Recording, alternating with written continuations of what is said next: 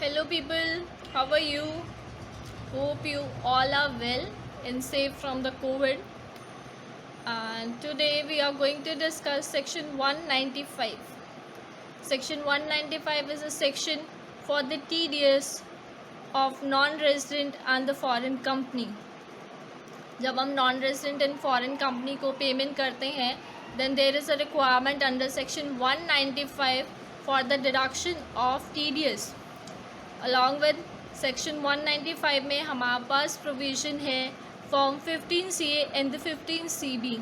So along with section 195 हम इस video में form 15CA and the CB both we will discuss. So here I am sharing my presentation.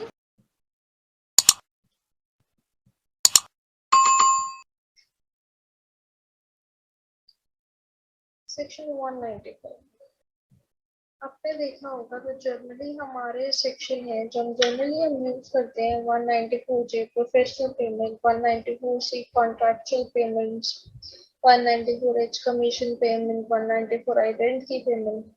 All the section that we generally use, इनके अंदर जो हमारा पे होता है दैट पे is a restaurant.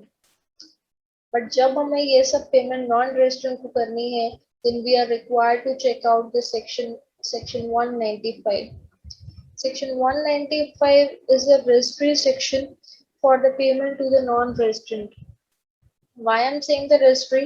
Because Jin sections के लिए जिन payments के लिए specific section available है, that section 192 salary की जब हम payment करते हैं तो 192 में नॉन रेजिडेंट कवर्ड है, तो for that payment of salary हम सेक्शन 192 देखेंगे. सिमिलरली जब हम कैजुअल पेमेंट है 194B 194BB, वहां पे भी हमारा नॉन रेजिडेंट कवर है. एंड जो पेमेंट्स इनका कोई स्पेसिफिक सेक्शन नहीं है टीडीएस डिडक्शन का, फॉर दैट हम सेक्शन 195 देखेंगे. That's why section 195 is the registry section for payment made to the non-resident or the foreign company.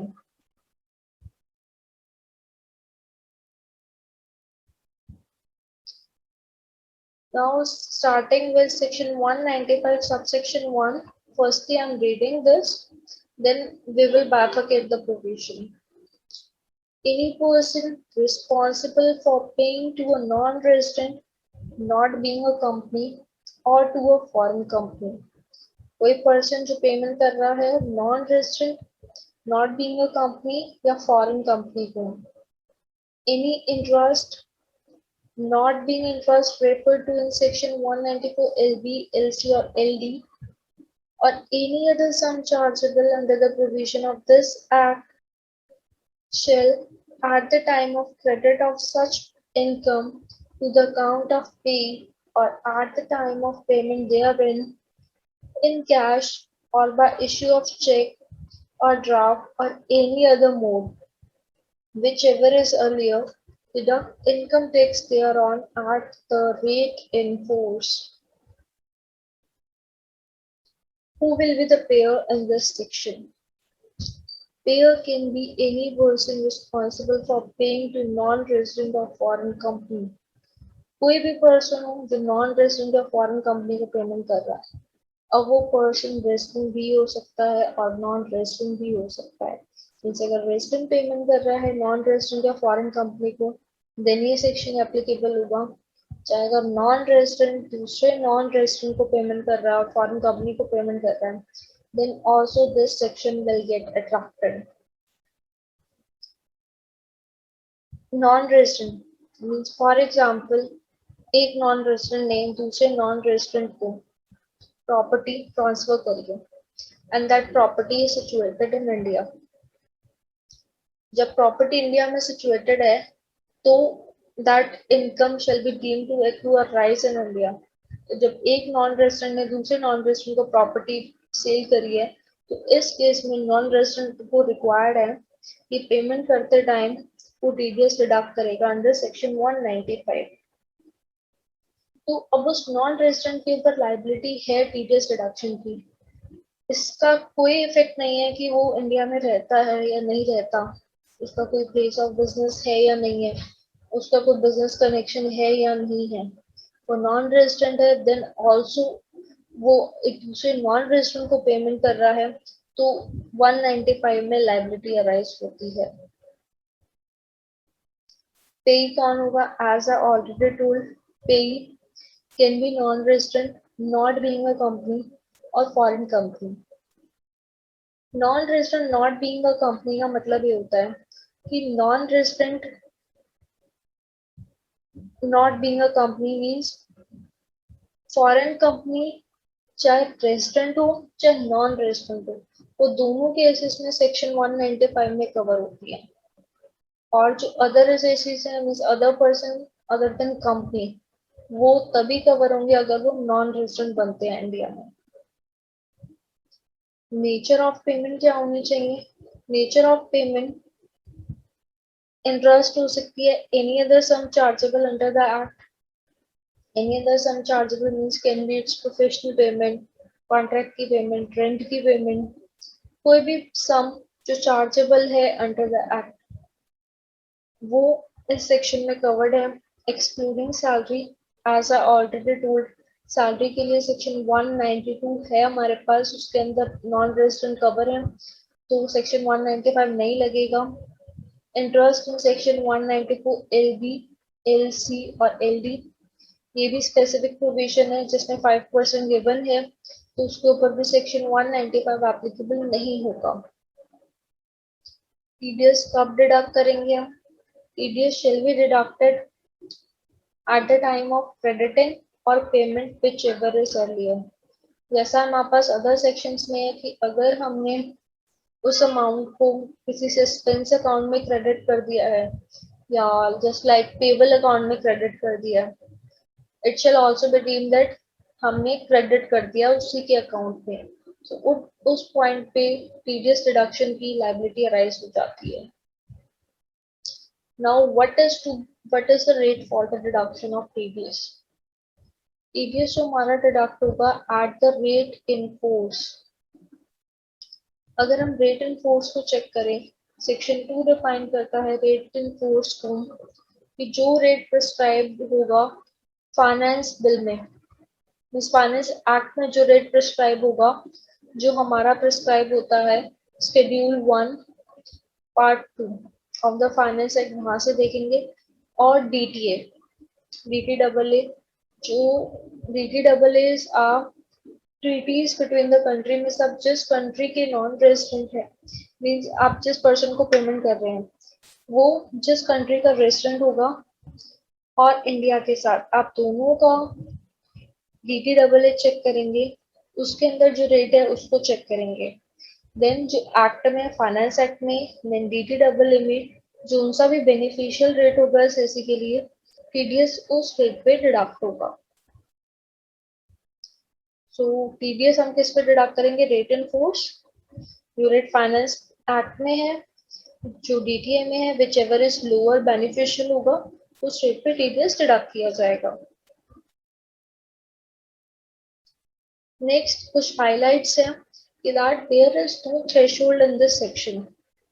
चाहे आप जितने भी अमाउंट की पेमेंट कर रहे हैं, you are required to deduct the TDS and there is a mandatory requirement of the TAN, means for the deduction of TDS there is a mandatory requirement for the TAN. It's a mistake that it has mentioned TAN over here. TAN number की mandatory requirement है।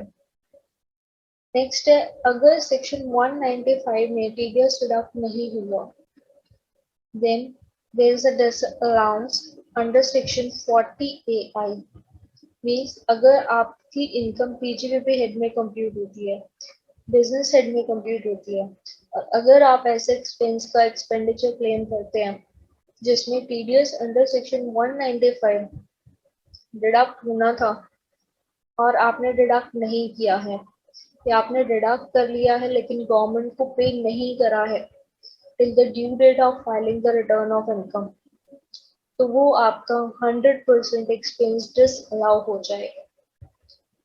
Similarly जब आप किसी resident का TDS deduct नहीं करते और आपकी इनकम पीजीबीपी हेड में कंप्यूट हो रही होती है, इन दैट केस आपका only 30% of the expense disallow होता है, but in case of a non resident आपका 100% एक्सपेंस डिसअलाउ होता है, और देन आप उस फर्दर एक्सपेंस की डिडक्शन ले सकते हैं जिस ईयर में आपने उस टीडीएस की पेमेंट कर दी है।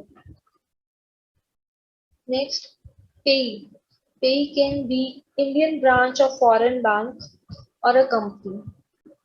As I already told that non-resident not being a, हमने जो चेक करा कि फॉरेन कंपनी के ऊपर हर केस में टीडीएस डिडक्ट होगा, चाहे वो इंडिया में रेजिडेंट बने चाहे वो नॉन रेजिडेंट बने।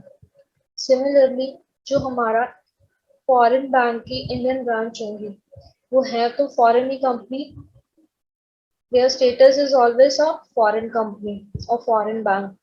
इन दैट केस अगर हम पे इंडियन ब्रांच और फॉरेन बैंक या फॉरेन कंपनी को कर रहे हैं, स्टिल 195 में लायबिलिटी अराइज होती है।